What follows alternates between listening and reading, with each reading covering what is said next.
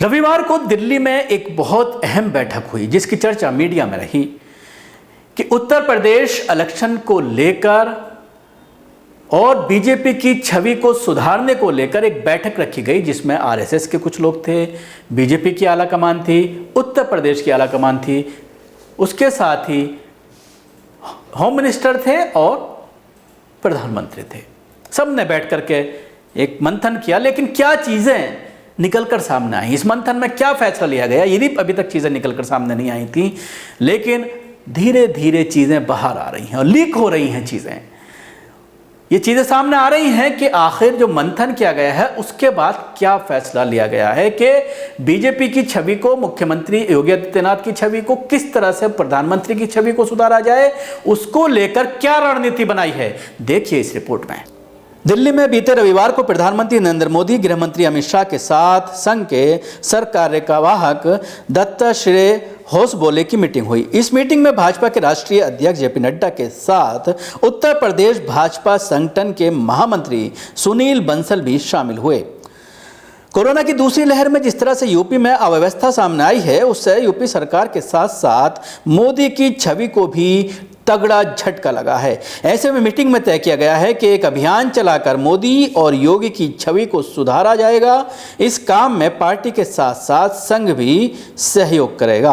बीते 7 सालों में ऐसा पहली बार हुआ है जब जनता ने मोदी पर कोरोना काल में मैनेजमेंट को लेकर सवाल खड़े किए हैं।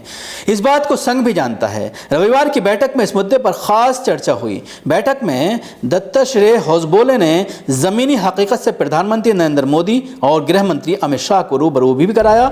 सूत्रों ने बताया है कि बैठक में चर्चा हुई है कि जनता के बीच भाजपा सरकार को लेकर नकारात्मकता फैली है, ऐसे में उसे रोकना जरूरी है। इसके लिए मोदी और योगी की छवि सुधारने को एक अभियान चलाया जाए। यूपी में अगले साल विधानसभा चुनाव होने हैं, लेकिन कोरोना के कारण बदले हालात में पार्टी अगर सीधे चुनाव में उतरती है तो उसे नुकसान की संभावना भी है। दरअसल बीते 1.5 महीने में कोरोना मैनेजमेंट के नाम पर सरकार की गलतियों के चलते सैकड़ों लोगों की जान गंवानी पड़ी। इसमें सरकार के मंत्री के साथ साथ कई माननीय भी शामिल रहे। जो जनता मोदी और योगी पर आंख बंद कर भरोसा कर रही थी, वे अब उनसे सवाल कर रही है। कई विधायकों और मंत्रियों ने अव्यवस्था को लेकर पत्र भी लिखा। चूंकि अब उन्हें भी क्षेत्र में जाना है तो स्वाभाविक है कि उन्हें चिंता होगी। संघ ये बेहतर तरीके से जानता है कि बदले हालात में मोदी और योगी को हिंदुत्व की छवि भी सत्ता में वापसी का बड़ा कारण नहीं बन पाएगी। यही वजह है कि बैठक में तय किया गया है कि मोदी और योगी की छवि को सुधारने के लिए यूपी में ही अभियान चलाया जाए। इन 3 पॉइंट्स पर चलाया जाएगा अभियान। नंबर 1, मोदी और योगी की छवि को पुख्ता किया जाएगा। इस अभियान को बड़े स्तर पर शुरू किया जाएगा। इसका उद्देश्य यही होगा कि जनता को समझाया जाए कि मोदी और योगी की वजह से ही आप सेफ हैं। जनता के बीच संघ के लोग, पदाधिकारी, विधायक और सांसद जाएंगे और जनता को समझाने यदि देश में मोदी और यूपी में योगी ना होते तो हालात और बुरे होते। राष्ट्रवाद की भावना को उभारा जाएगा।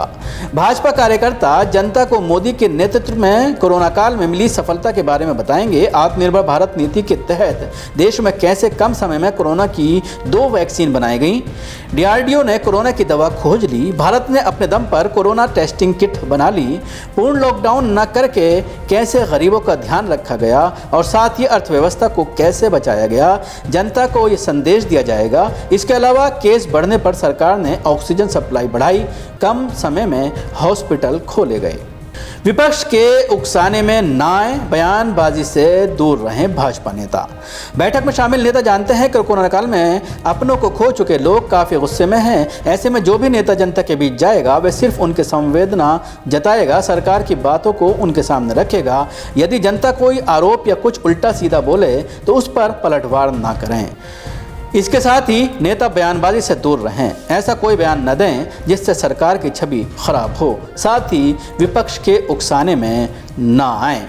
तो ये थे 3 मंत्र जो बीजेपी के जरिए अपनाए गए हैं और जिस पर पार्टी ने रणनीति बनाई है कि इन 3 मुद्दों को लेकर पार्टी के नेताओं के साथ साथ विधायक, एमएलए, पार्टी के विधायक और मंत्री, उसके साथ ही एमपी के साथ साथ संघ के कार्यकर्ता सड़कों पर उतरेंगे और लोगों को कन्विंस करने की कोशिश करेंगे। इससे ये बात जाहिर होती है कि कहीं ना कहीं बीजेपी डरी हुई और बीजेपी को यह एहसास है कि उन्होंने कोरोना काल में कहीं ना कहीं लोगों की जो मुद्दे थे उस पर सरकार पूरा नहीं उतरी, लोगों को ऑक्सीजन मुहैया नहीं कराई गई, वक्त पर इलाज ना मिल पाया, जिसकी वजह से लोगों ने अपनों को खोया है। और सबसे बड़ा नुकसान बीजेपी को जो देखने में आ रहा है वो डेड बॉडीज़ को लेकर जो हालात सोशल मीडिया के साथ साथ मेनस्ट्रीम मीडिया ने भी दिखाने की कोशिश की है कि किस तरह गंगा के किनारे लाशें अटी पड़ी हैं, इसको लेकर के बीजेपी की विफलता पूरी तरह से सामने आ रही है। तो देखने वाली बात यह होगी कि क्या 2022 में जनता बीजेपी को नकार कर फैसला करेगी या फिर से संघ, आरएसएस और बीजेपी के इस तरह के दावों पर यकीन करके एक बार फिर योगी और मोदी पर भरोसा करेगी। मैसेज बॉक्स में जाकर के हमें बताइए कि क्या यूपी सरकार कोरोना काल में पूरी तरह से विफल रही और आम जन क्या सोचता है, क्या वो अब दोबारा से बीजेपी पर भरोसा करेगा। शुक्रिया।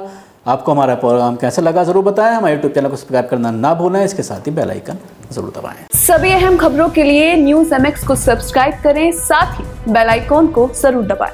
लाइक, शेयर, कमेंट करना ना भूलें।